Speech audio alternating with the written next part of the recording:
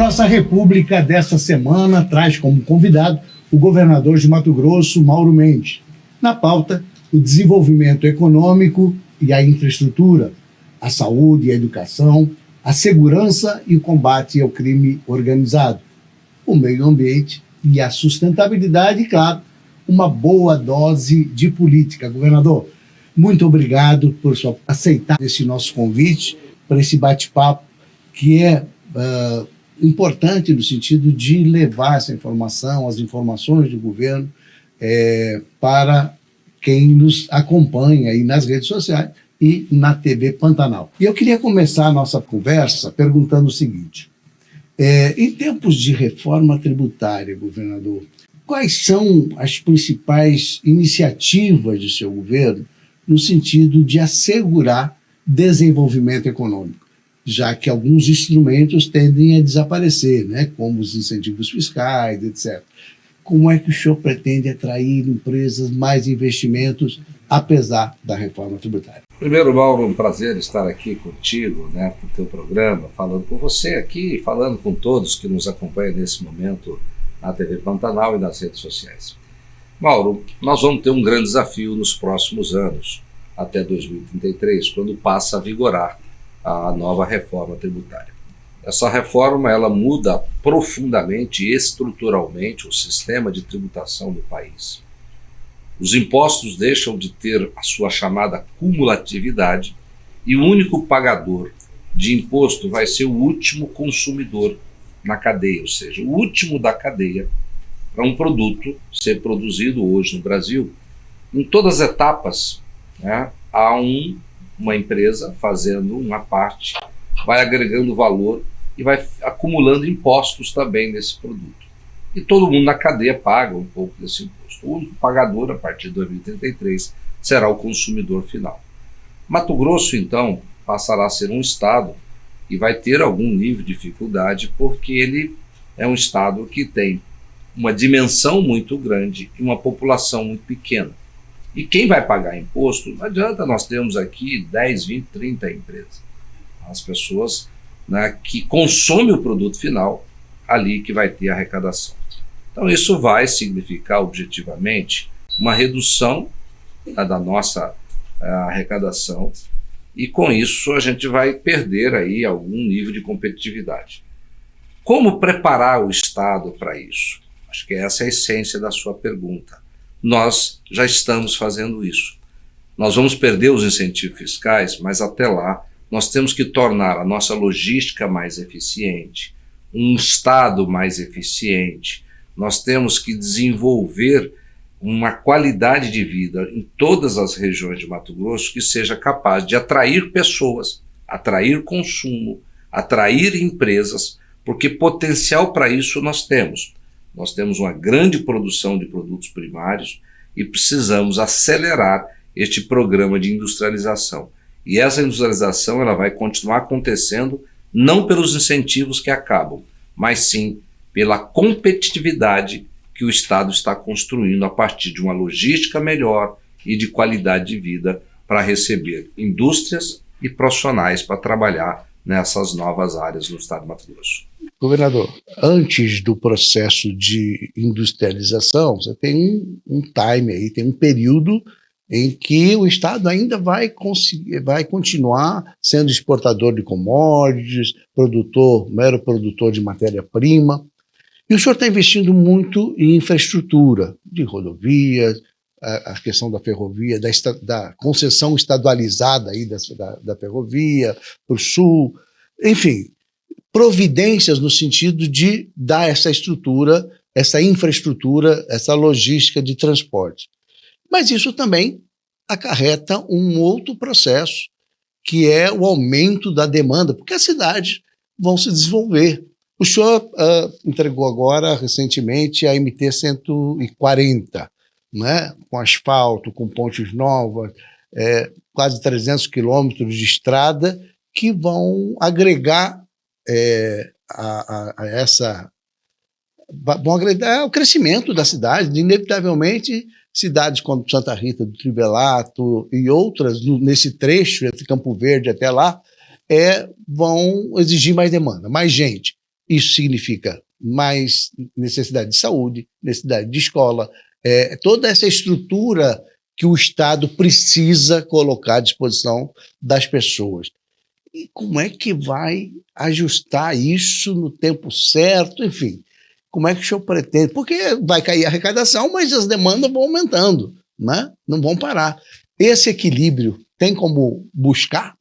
Mauro, esse equilíbrio ele vai vir a partir, né, de um trabalho forte que nós já estamos fazendo para que, com os anos e até 2033, a nossa receita possa continuar crescendo. Neste período, né, esse crescimento ele deve e tem que acontecer pelo crescimento não dos impostos, que dão a margem para isso, mas no crescimento da atividade econômica. Mato Grosso ainda pode expandir muito a sua área produtiva, respeitando a lei brasileira e o Código Florestal. Nós podemos crescer qualitativamente nessa produção, agregando mais tecnologia no campo. Então, todo esse crescimento do agronegócio vai produzir um efeito positivo no crescimento da agroindústria. A indústria mato-grossense cresce quando existe aí um aumento da oferta de matéria-prima produzida nos campos de Mato Grosso. Exemplo disso, a indústria de etanol. Mato Grosso já é o maior produtor de etanol de milho do Brasil. A indústria de tecelagem, já temos 5 grandes indústrias produzindo fio ali na região de Campo Verde. A indústria frigorífica, né, transformando proteínas.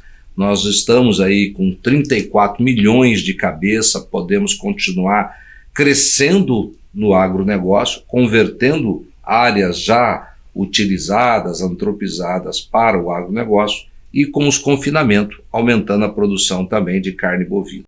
Então o Mato Grosso ele vai suprir essa demanda de arrecadação necessária para fazer esses investimentos em todas as áreas a partir do crescimento da atividade econômica e também da eficiência na aplicação do dinheiro público.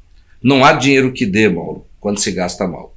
Então o governo ele trabalha para aumentar a arrecadação, mas ele trabalha para se tornar uma empresa pública, mas uma empresa mais eficiente, que gasta melhor o seu dinheiro, que aplica melhor o seu recurso para produzir esses e tantos outros bons resultados que a população espera, né, do governo.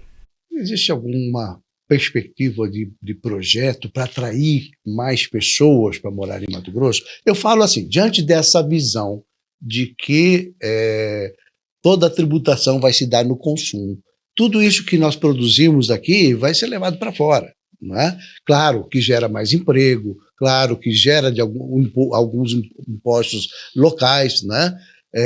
Mas essa balança me preocupa muito, a reforma tributária nesse aspecto, porque Mato Grosso, no modelo atual, seria um estado imbatível em pouquíssimo tempo, né? Em coisa de 10 anos, imagino, talvez Mato Grosso se tornasse o principal estado da federação em matéria de geração de receita mesmo, no modelo atual. Mas nesse modelo novo, que começa a vigorar a partir de 2030, a gente vai ter uma perda muito grande de arrecadação, não vai?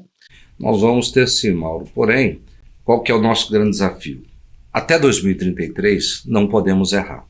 Esse mesmo ritmo que o governo está mantendo nesses últimos 5 anos, estamos no 6º ano, trabalhando muito, trabalhando com seriedade, aplicando corretamente o dinheiro, fazendo coisas corretas com o dinheiro público, isso vai nos permitir chegar até lá um estado muito mais bem organizado, com infraestrutura muito melhor, com qualidade de vida melhor.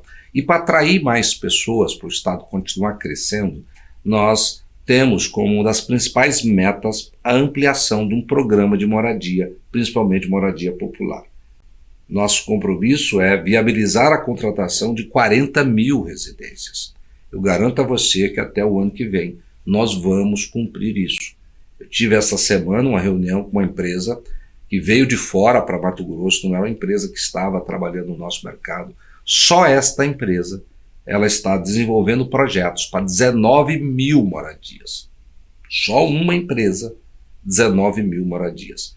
Hoje nós temos aí em torno de 15 empresas. Essas são moradias bancadas pelo Estado para... O governo do Estado de Mato Grosso ele tem um subsídio que ele oferece para essas moradias. O governo federal tem um subsídio também e a Caixa Econômica financia o restante.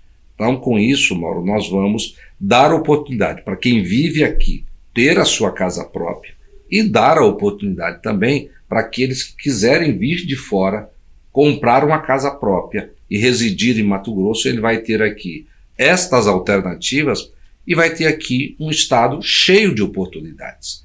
Mato Grosso, né, nós estamos falando muito isso e vamos cada vez mais comunicar isso ao Brasil, informar isso aos brasileiros. Ele é um gigante no agronegócio, todo mundo sabe disso. Mato Grosso é um gigante em preservação ambiental, mas ele é também um gigante em oportunidades. Oportunidades para empreendedores, oportunidades para os grandes empresários, oportunidades para trabalhadores nas diversas áreas. Hoje em Mato Grosso, nós estamos precisando contratar ajudante pedreiro, ajudante nas indústrias, nós precisamos contratar engenheiro vindo de fora, estamos precisando contratar diversos tipos de profissionais, trazendo eles de outros estados. Para isso, o programa de moradia faz parte de uma das principais estratégias para nós continuarmos crescendo nos próximos anos. O senhor falou anteriormente na questão da eficiência e da logística, né, como uma fórmula para dar esse compasso. E eu queria saber o seguinte, governador, os efeitos da duplicação da BR-163, das duas ferrovias concessionadas aí a nível estadual, que outras medidas o Estado poderia fomentar, ou, por exemplo, a duplicação de Sinop até o Pará, da BR-163, que outras medidas podem ser tomadas no sentido de dar essa infraestrutura que permita o Estado ser mais atraente sob o ponto de vista da logística? Olha, Mauro, a logística ela é fundamental porque ela diminui custo para o setor produtivo, mas o fator mais importante de uma boa logística não é só aquele que é a redução do custo, né, para todas as atividades produtivas, seja o agronegócio ou uma agroindústria, mas o principal efeito de uma boa logística é criar qualidade de vida para as pessoas viverem nos diversos cantos de Mato Grosso. Imagina hoje você morar em Colniza, e como era algum tempo atrás, uma BR que levava até a cidade de Colniza, e o cidadão precisava enfrentar quase 300 quilômetros de estrada de chão. Eram 10, 12, 15 horas para atravessar isso em determinada época do ano, quando não tinha atoleiro, e ele ficava parado no atoleiro. Então isso tira completamente a qualidade de vida de você viver numa região dessa. Porque todo mundo precisa deslocar para visitar um amigo, para fazer um negócio, né, para sair de férias, né, para desenvolver as suas atividades do dia a dia, para passar uma ambulância, um tratamento de saúde, enfim, todos por algum motivo precisam deslocar. Então, a logística, uma boa logística, ela é fundamental para que você desenvolva as atividades produtivas, mas também crie qualidade de vida para as pessoas. E o Estado, nesse item, nós estamos, o maior programa de infraestrutura do Brasil hoje é o desenvolvido por Mato Grosso.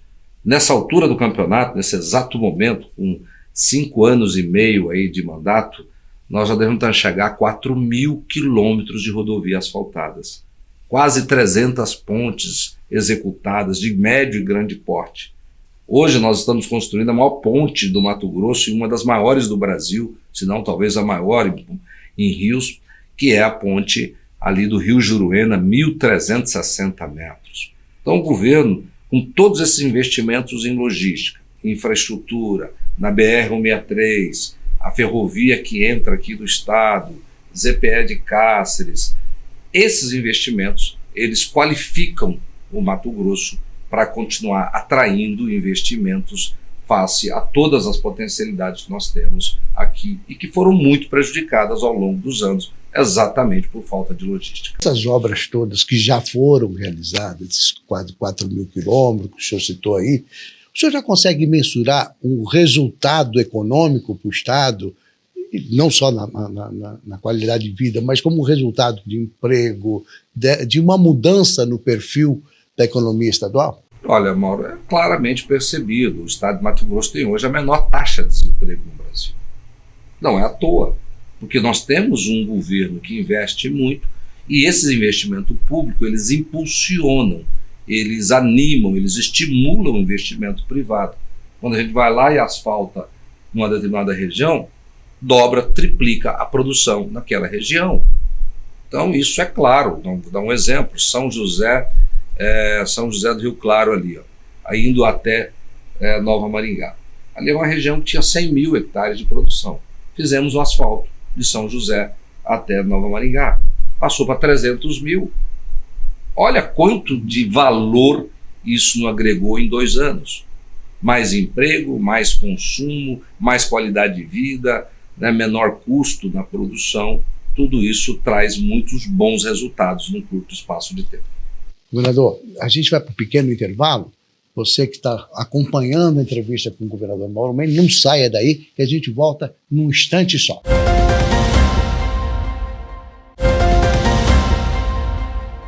Nossa República está de volta esta semana. O convidado é o governador de Mato Grosso, Mauro Mendes.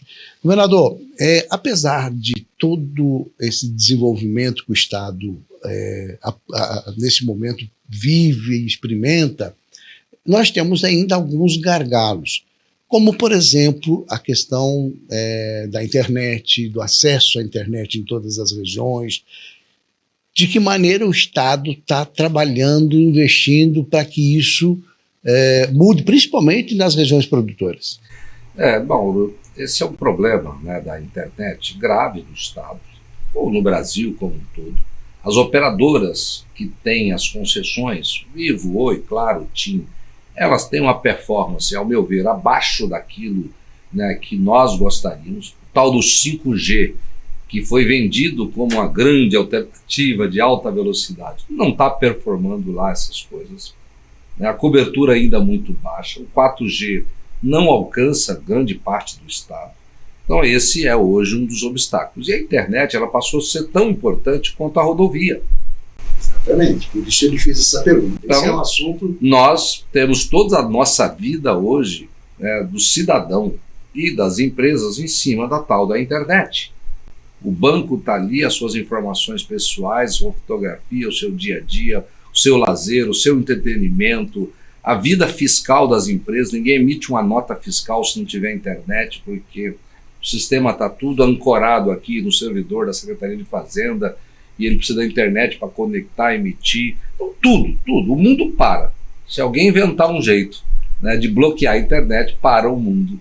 Vai ser um colapso mundial. Então, nós estamos cobrando, isso é uma concessão federal, não é uma concessão estadual. Nós temos um advento recente que está popularizando muito rápido, que é a internet da Starlink, né, que é algo disruptivo aí, está mudando muito. Então hoje, em qualquer lugar de Mato Grosso, você pode ter uma internet a um preço muito acessível, com baixíssimo investimento. E essa tecnologia ela está ampliando, logo vão ter outras redes, não só da Starlink, então isso vai trazer aí um elemento novo. Eu conheço pessoas que já deixaram de usar a internet da rede fixa ou móvel em empresas e instalaram um mecanismo desse e isso está mudando. Ficar independente. Então isso está fazendo a internet estar em muitas propriedades rurais, pequenas, médias, em vilas. Aí lá você faz um roteamento e pulveriza aquilo. Então o governo até tinha um programa, né, e ele está em andamento, mas a gente estava botando muita energia nele, né, num planejamento para ser executado esse ano. Quando a gente percebeu essa nova tecnologia entrando, né, a gente até segurou um pouco. Falou, olha, já tem uma solução boa de mercado, não é necessário o governo entrar subsidiando isso, né, colocando recurso para fazer essa internet chegar hoje aí nos assentamentos, nas vilas, né, em muitas regiões. Claro que, né, nas estradas, se bem que tem gente que já colocou Starlink já no carro, né, e anda por aí com internet o tempo todo.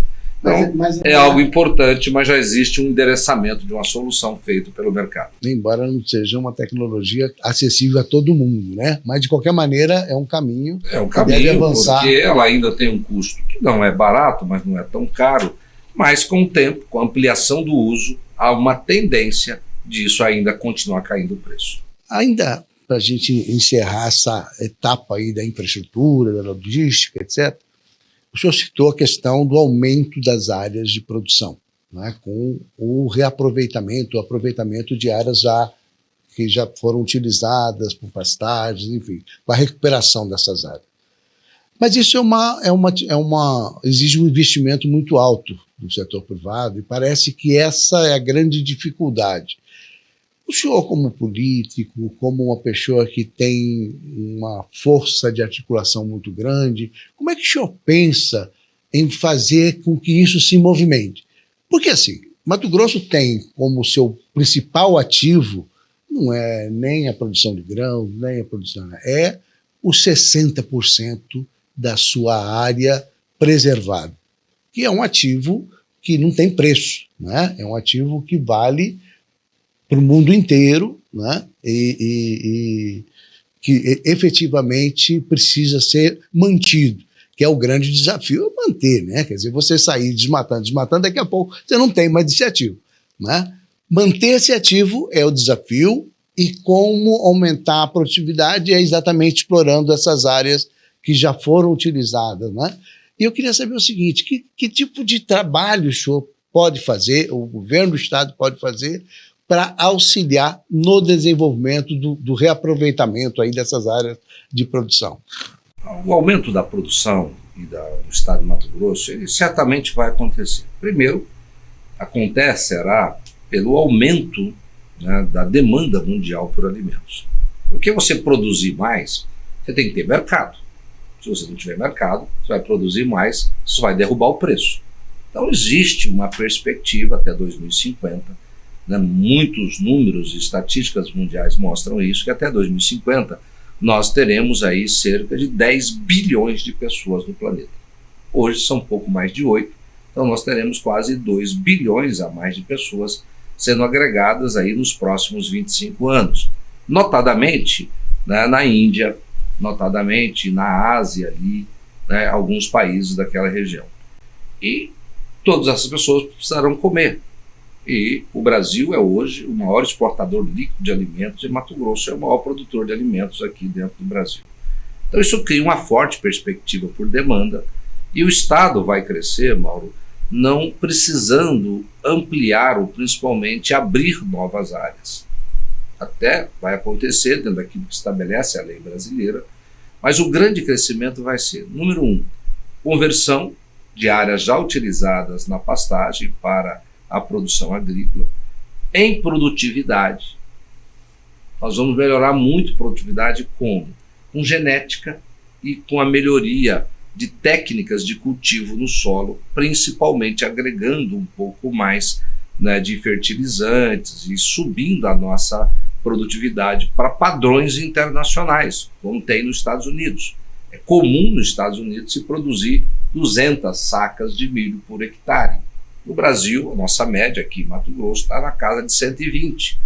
Então nós podemos ter um forte crescimento, né, agregando então essas tecnologias de genética, melhorar a correção e o uso de fertilizantes no solo e também com a irrigação, que é um outro fator que vai nos permitir, além de 2 safras que nós temos hoje, ter 2 safras redeadas, porque a irrigação ela tira o teu risco, né, de pequenas oscilações climáticas, você vai dar água no momento certo que a planta precisa, quando está nascendo, quando ela está produzindo o grão, que ela precisa de muita água, e também nós vamos ter com isso, né, para o produtor um hedge de preço, porque se ele melhora a produtividade, ele tem ali uma eficiência maior, mesmo que haja uma oscilação de preço, produzindo mais, ele consegue ter uma melhor performance e resultado.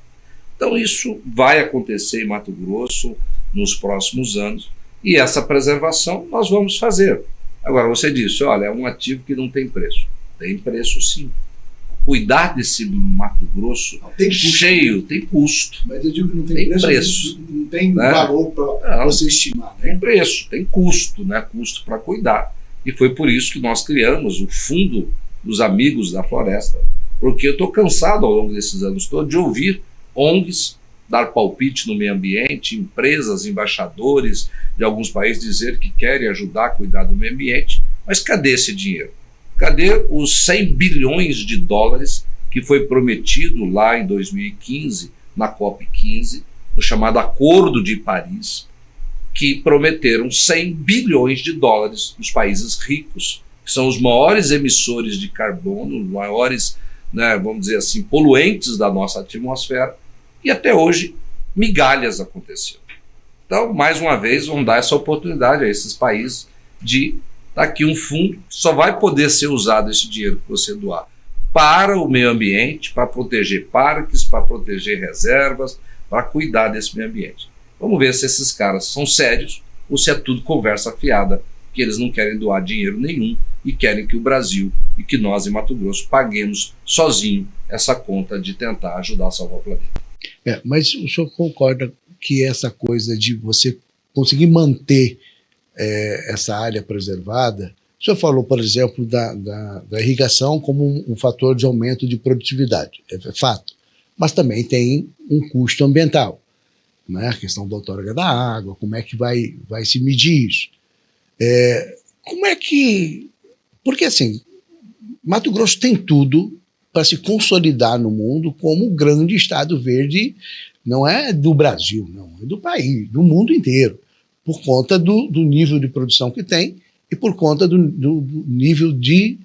Por isso que eu falo que é um ativo impagável, quer dizer, você ter 60% de área preservada é muita coisa e é um valor que precisa se reverter de alguma maneira, mas precisa ser mantido também, porque isso valoriza também a produção do Estado, né? E abre mercado, e garante mercado para Mato Grosso no mercado internacional, ainda mais no mercado, como o senhor mesmo disse, em países que já destruíram o seu meio ambiente, né, que já deram, e que hoje ficam cobrando do Brasil, ficam cobrando de estados como Mato Grosso, que não se queime, que não... Mas essa preocupação é justa, né? Quer dizer, quando você, mesmo que a gente fale em desmatamento legal, né, quando você vai ampliando esse desmatamento legal, você vai reduzindo o percentual geral de preservação, né? É uma conta de matemática, é só olhar, você tira de um lado, põe no outro, né, alguém vai perder. Vou de novo pedir a fórmula mágica para tentar manter esse equilíbrio, governador. Não tem fórmula mágica, né? O que tem é o seguinte: nós temos um código florestal, né, que é a lei ambiental mais restritiva do mundo, e nós temos que cumprir, ponto e acabou. Nem mais, nem menos. Temos que cumprir a lei brasileira. Se nós cumprirmos integralmente o que está no Código Florestal, nenhum cidadão do planeta, ou do mundo, ou país, ou ONG pode falar um A do Brasil, que é a lei mais protetiva. Aquilo que nós fazemos, que está previsto nessa lei, não existe em lugar nenhum do planeta. Agora, o problema é que aqui ainda existem as ilegalidades, ou seja, os maus exemplos. Embora mais de 90% cumpram a lei, existe sempre uma minoria que descumpre, e esses maus exemplos acabam nos prejudicando a imagem do Brasil e do mundo. Por isso que eu tenho defendido e vou continuar defendendo que quem praticar desmatamento ilegal, ou seja, desmatar acima daquilo que permite o Código Florestal, esta pessoa perde a terra. Porque esse mecanismo já existe na Constituição, Mauro. Está lá na Constituição, artigo 243. Se você plantar maconha ou produzir cocaína numa propriedade rural, o que acontece? Perde a terra. Nos últimos 10 anos, você ouviu falar de alguém que perdeu a terra no Brasil? Esse é um assunto que está fora da mídia. Por quê? Porque lei dura e inteligente muda o padrão de comportamento de uma sociedade e coloca ela nos eixos. Governador, mas nós não temos um parlamentar inteligente para propor isso no Congresso Nacional. Mas no Brasil, Mauro, eu tenho falado e vou repetir aqui, nós nos acostumamos a conviver com os nossos problemas e parece que temos medo de resolvê-los. Esta metodologia, esta atitude do Congresso Nacional acabaria com esse crime do desmatamento ilegal, como acabaria com muitos crimes se ele tivesse coragem de fazer a coisa certa. Esse é o problema do Brasil. Muita conversa e pouca atitude. Ok, olha, eu tenho um roteiro aqui de muitos assuntos e eu quero dar conta de pelo menos alguns deles. Em 2019, quando o senhor assumiu o governo, seu primeiro mandato, uma das grandes crises, uma das grandes dificuldades, tinha várias, mas era a questão da educação. Os índices da educação no Estado eram muito ruins, né? Mato Grosso exibia lá a última colocação em quase tudo. Nós éramos o 22º colocado no ensino médio. E é uma situação realmente que pesa muito, né? Inclusive quando você projeta o futuro. Isso mudou, governador? Mauro, o senhor conseguiu movimentar isso? Está mudando, nós já temos vários indicadores que capturam isso. Primeiro, existe um bom planejamento, existe uma boa estratégia, existe investimento, existe muita energia e recursos sendo aportado à educação de Mato Grosso para que essa realidade possa mudar. Nós, na alfabetização, éramos o 20º estado, hoje estamos em 11º. No ensino médio, esse mesmo que você disse, eu afirmei que em 2019 nós estávamos em 22º, no IDEB de 2021 nós já passamos para o 19º e deve sair agora, nos próximos meses, o IDEB de 23. Mato Grosso melhorou, nós crescemos quase 20%. Então, em relação aos outros estados, eu não conheço a nota dos outros estados, mas a nossa nota subiu 20% no ensino médio. É um bom crescimento, é um ótimo crescimento. Então, isso já deve nos colocar neste ranking dos estados numa posição melhor. A educação, ela recebe hoje aporte de investimento em infraestrutura, um aporte muito grande de investimento pedagógico. Nós temos material didático comparado às melhores escolas particulares, muito treinamento dos professores, muito aporte de tecnologia, uma TV, uma Smart TV como essa que tem aqui no estúdio, né? Nós temos em todas as salas de aula sendo instalados, professor receber o notebook, todos os alunos têm um Chromebook, ou seja, um notebook à sua disposição na sala de aula para usar as novas tecnologias. Então nós estamos fazendo um esforço muito grande para que esse resultado aconteça. Entretanto, na educação, não é como numa estrada. Você faz um projeto, licita a obra, contrata em 2 anos, dependendo do tamanho da obra, ela está pronta, se não em 3.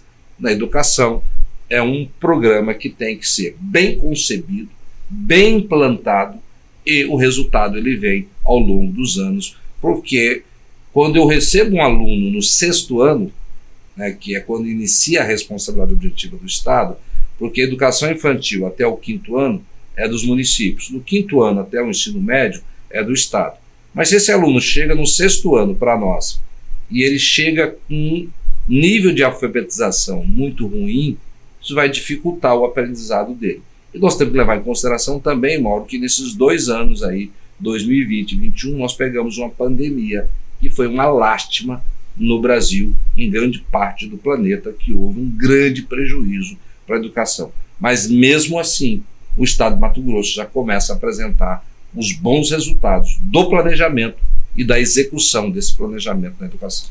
Governador, só para a gente encerrar a educação, tem muito assunto, mas não vai dar tempo. O que eu queria propor para o senhor? Como é que o senhor está usando a Unemat? Nós temos uma necessidade de qualificação profissional em diversas áreas tecnológicas, técnicas. A Unemat, de alguma maneira, está contribuindo com essa necessidade que tem o Estado de qualificar profissionais de engenheiros, etc. Como é que o senhor coordena essa questão com a Unemat? Mauro, a Unemat, a Universidade Estadual, ela tem um papel importante, teve sempre no passado, desde a sua criação. Ela tem hoje, né, presença aí em vários municípios do estado, com alguns polos direto, com algumas unidades, com alguns cursos. E eu tenho cobrado muito da reitoria, de todos com quem eu tenho a oportunidade de conversar, que haja uma atualização, né, dos nossos currículos e principalmente da nossa grade de oferta de curso. Existem cursos, gente, que não fazem mais sentido. É natural que ao longo dos tempos as profissões vão mudando. Aquilo que o mercado quer de profissional de qualificação vai mudando. produtos vão desaparecendo, novas tecnologias vão vindo, vão substituindo outras, e a educação precisa se modernizar também. E é isso que eu falo com eles, e que nós estejamos muito sintonizados com as demandas do mercado. Não adianta eu formar um profissional para a gente virar uma indústria de diploma. Nós temos que entregar um profissional com algum nível de conhecimento, se possível, um bom nível de conhecimento daquilo que o mercado está esperando e desejando. E eles têm, né, sido sensíveis a isso, né, eles têm procurado fornecer uma adaptação, né, de acordo com essa realidade em cada campus, em cada unidade da Unemat. Vamos para mais um intervalinho para a gente voltar já a continuar com esse papo com o governador Mauro Mendes. Não sai daí que eu volto num instante só.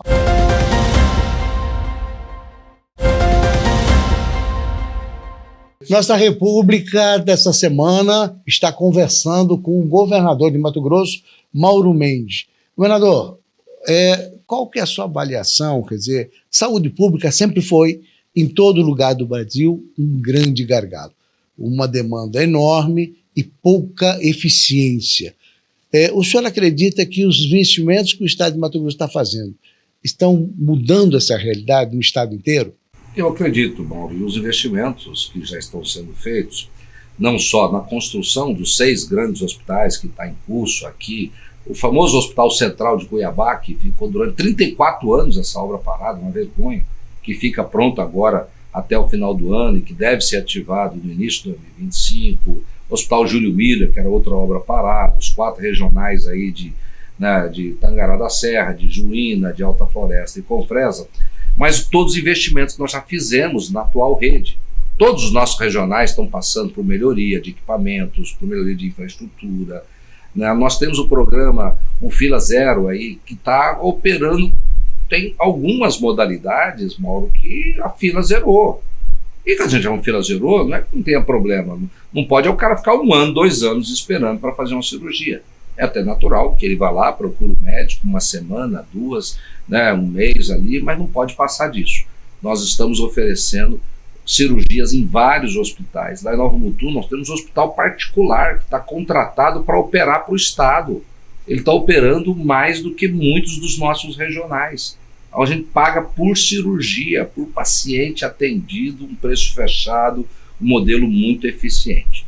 Basta ver que nesses 5 anos e meio que eu estou como governador, nunca teve uma greve nos nossos hospitais. Quem trabalha recebe, o governo paga em dia, nós estamos primando pela eficiência da aplicação do dinheiro público e isso produz bons resultados em todas as áreas. Construindo bastante, melhorando a infraestrutura, melhorando o serviço, melhorando os controles dentro desses hospitais para que o dinheiro vire serviço de boa qualidade para atender a população. Bom, vamos falar um pouquinho de segurança, governador. Acho que o grande problema brasileiro, e também é de Mato Grosso, é o tal do crime organizado, as tais facções que vêm atuando cada vez mais, desde municípios grandes, como Cuiabá, até pequenos municípios de 20 mil habitantes, como é o caso de Chapada dos Guimarães, por exemplo. A gente tem visto isso muito presente no noticiário, na vida da polícia, de uma maneira geral, essa coisa está muito presente. Nas comunidades pequenas, isso é muito forte, porque cria, obviamente, um certo clima de receio das pessoas pela atuação dessas milícias, dessas facções. Como é que o senhor vê essa questão? Dá para resolver isso? Mauro, muito grave o que está acontecendo hoje no Brasil. As facções criminosas. O Brasil tem hoje mais de 70 facções criminosas. As mais conhecidas aí têm nome e sobrenome, todo mundo sabe. Essas facções têm crescido muito no Brasil inteiro, no Mato Grosso. É um câncer. E se não houver um despertar, um acordar mais sério das autoridades federais, porque isso depende da lei. Eu não faço lei aqui. Eu já até pedi, deixa nós legislarmos aqui em matéria penal. Vamos fazer igual nos Estados Unidos, cada estado cria a sua legislação. Vamos experimentar vários modelos. Porque tem gente em Brasília que quer tratar o bandido como mocinho e os nossos policiais como bandido. Porque o grande tema agora de Brasília é colocar a câmera na farda dos policiais, como se isso fosse resolver o problema, como se os policiais fossem os grandes bandidos desse país e nós precisávamos botar um freio nesses bandidos, colocando uma câmera para vigiar ele o dia inteiro. Olha que absurdo, olha que inversão completa de valores, né, Mauro? Como é que vai dar certo um país desse? Como é que vai resolver? Nós vamos fazer com que o nosso policial entre num modo padrão, que agora estou sendo filmado o tempo inteiro. Então coloca uma câmera o tempo inteiro também para gravar o deputado, o senador, o ministro, o presidente, o governador. Vamos botar câmera em todos os políticos. Então. Faz sentido. Então todo político vai ter que botar uma câmera aqui e transmitir 24 horas o que ele conversa, se está falando alguma porcaria, se está fazendo alguma coisa que não deve. Vamos botar em todo mundo então. Olha que maluquice isso, gente. O bandido vai estar lá atuando livremente e o policial, nós estamos vigiando ele o dia inteiro. Ah, que loucura o negócio Mas disso. mesmo O país sem desse não vai dar câmera, certo. essas facções estão crescendo. Porque a Câmara E a é ausência só... A Câmara, do Estado? Mauro, esse exemplo que eu estou dando da Câmara é só uma ponta desse iceberg. Isso mostra uma mentalidade equivocada, medíocre, que nós temos para tratar esse assunto no Brasil. Tratando errado, a violência vem crescendo constantemente. É o crime organizado e o Estado batendo a cabeça na forma de combater esse crime organizado. É um Estado que não se entende, que tem umas leis confusas, que tem um sistema judiciário lento, né, que tem juízes que interpretam de um jeito, que interpretam do outro. Nós prendemos um cara na fronteira com 420 quilos de cocaína no sábado à tarde. Domingo de manhã, um juiz soltou os dois. Aí passa um dia, vem alguém, não pode, tá errado, não tá errado, solta, manda prender de novo. Olha, é o país da impunidade, Mauro. Como é que vai combater o crime se um cidadão aqui, na nossa polícia aqui, prendeu ele 5 vezes no ano, foi colocado lá no presídio e apareceu 5 alvarás mandando soltar o cara? Como é que vai combater o crime com a lei dessa ou com a aplicação de lei dessa? Então, se o juiz está aplicando errado, quem pode botar um freio no judiciário é o legislativo, as leis. Uma sociedade, ela tem que ter regras. Quem faz as regras da sociedade? O Congresso Nacional. Enquanto o Congresso Nacional não acordar para isso, nós vamos ter o aumento da violência no país. Eu ia reforçar a pergunta sobre as facções, mas eu vou mudar um pouquinho de assunto para a gente finalizar nosso papo, sei que o senhor está atarefado. Política, governador, não vou falar de eleições municipais, vou falar de eleições presidenciais de 2026. O senhor tem se projetado na imprensa nacional, com diversas entrevistas, com muito espaço, o que não é comum para um governador de Mato Grosso, historicamente falando, né? Com exceção talvez de Dante de Oliveira, que tinha essa projeção. Essa projeção mexe com alguma vontade sua de ser presidente da República ou de disputar a eleição de 2026? Nenhuma, Mauro, nenhuma. Meu compromisso é governar o estado de Mato Grosso até 2026. Foi esse o compromisso que eu assumi. Não vou arredar 1 milímetro desse objetivo. Né? Eu trabalho muito, trabalho com seriedade, é isso que tem feito a diferença. Montamos uma boa equipe, eu conto aqui com valorosos servidores ao meu lado, né? São centenas, milhares deles, não só de secretários, mas um conjunto de servidores. Tenho a honra de estar num estado que tem milhares e milhares e milhares de gente trabalhadora, de empresários, de empreendedores, de produtores, de trabalhadores corajosos que estão ajudando a construir esse Mato Grosso. O que chama atenção hoje não é o Mauro Mendes, o que chama atenção é o Mato Grosso. É a performance desse estado. Um estado que está sendo bem administrado, que cuida bem do dinheiro, que aplica bem. É o estado brasileiro que mais faz investimento, não só em infraestrutura, tem um grande programa de investimento, e isso chama a atenção do Brasil, porque o que nós estamos fazendo aqui, nesse canto do país, pouca gente está conseguindo fazer ao longo de muito tempo na história do Brasil. Nós vamos sozinhos, nós vamos dobrar o número de rodovias do nosso estado. Em 8 anos, vamos construir mais rodovias asfaltadas do que a maioria das rodovias que existe em muitos dos estados brasileiros. Então, é um desempenho excepcional. Eu tenho coragem de debater os temas com franqueza, com clareza. Não fico naquele nhenhenhen para lá, para cá, aquela conversa mole, que é muito típica de alguns políticos.